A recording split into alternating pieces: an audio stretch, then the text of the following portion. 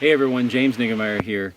One of my favorite ways to catch bass is with a swim jig. This is a Strike King KVD heavy cover swim jig, and what makes it a heavy cover is the fact that it has a heavier hook, so I can pitch this guy in and around heavier cover and swim it through there, whether it's grass, lily pads, or even like these reeds right here. This fiber weed guard keeps it from getting hung up. It can be intimidating thinking, what kind of trailer do I put on the back of a swim jig? And I always put a trailer anytime I'm fishing a jig, especially a swim jig. So I'm going to give you my top 3 trailers when it comes to fishing a swim jig. Number 1, the Strike King Rage Menace Grub. I love this guy because the Rage tail really kicks and has a lot of action, but because of the profile and design of this, it comes to the water at a pretty good clip and kicks around, making that fish think that they're about to eat a bluegill.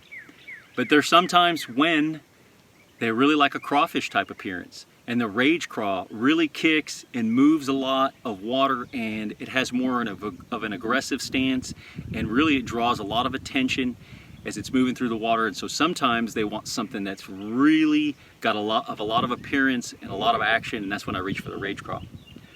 And then there's times when they want something that's a little bit more finesse, or maybe a minnow type profile, a slender type profile, and that's when I reach for a Strike King Swimmin' Caffeine Shad. That's out of their KVD Perfect Plastics line. That little boot tail is just kicking behind it, makes it look like a minnow coming through the water, or something that has kind of a more subdued look, and sometimes that is what they want. So anytime I'm fishing a swim jig, I want to take some things into consideration, and I want to try different baits as I'm fishing the swim jig. So those are my top 3 swim jig trailers anytime I'm fishing a Strike King KVD heavy cover swim jig.